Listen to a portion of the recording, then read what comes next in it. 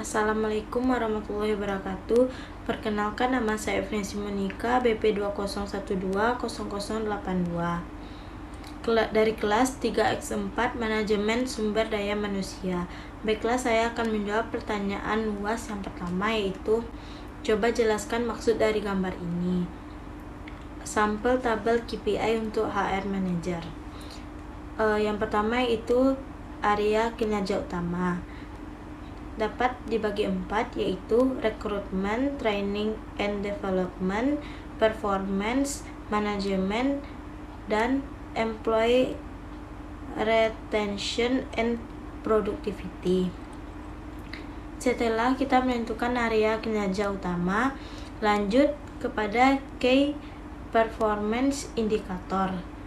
Key performance indicator dapat dibagi 2.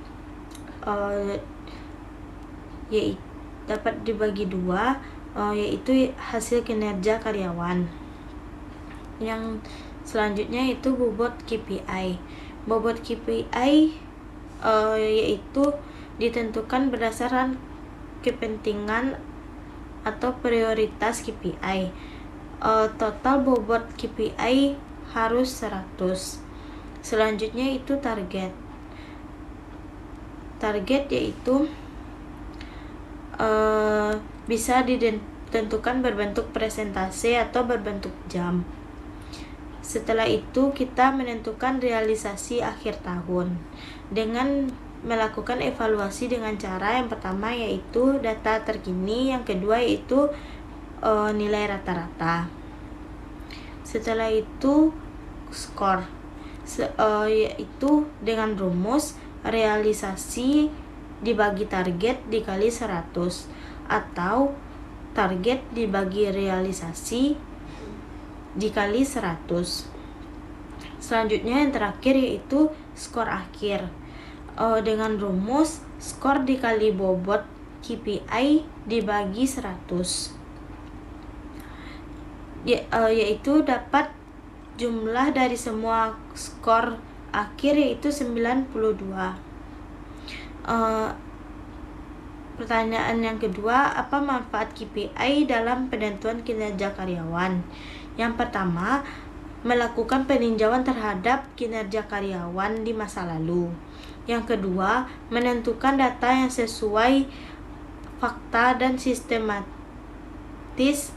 dalam menentukan nilai dan suatu pekerjaan.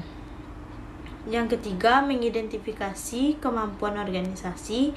Yang keempat, menganalisa kemampuan karyawan secara individual. Yang kelima, menyusun sasaran di masa mendatang.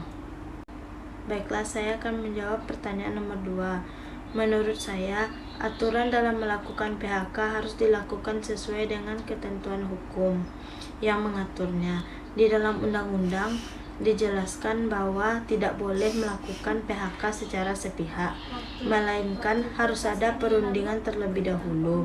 Apabila hasil perundingan yang sudah dilakukan tak menghasilkan persetujuan, maka perusahaan harus dapat memutuskan hubungan kerja dengan pekerja setelah adanya penetapan dari lembaga penyelesaian hubungan industrial. Dan apakah serikat pekerja bisa masuk dalam penyelesaiannya? Bisa, karena serikat pekerja atau buruh yang telah mempunyai nomor bukti pencatatan berhak mewakili pekerja atau buruh sebagai pihak dalam penyelesaian perselisihan industrial, termasuk perselisihan pemutusan hubungan kerja. Baiklah, saya akan menjawab pertanyaan nomor 3. Perlu, karena pada boundaryless karir atau karir tanpa batasan, karir individu melintas menembus batasan-batasan yang biasanya ada pada organisasi kebanyakan, dan aset karir diperoleh serta dikembangkan melalui pembelajaran kumulatif selama berada di organisasi.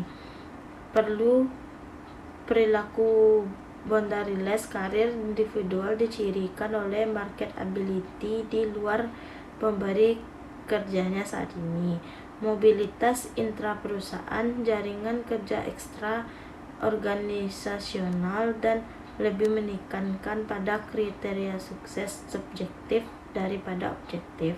Boundaryless karir dapat menguntungkan dan dapat merugikan bagi pengalaman kesuksesan psikologis.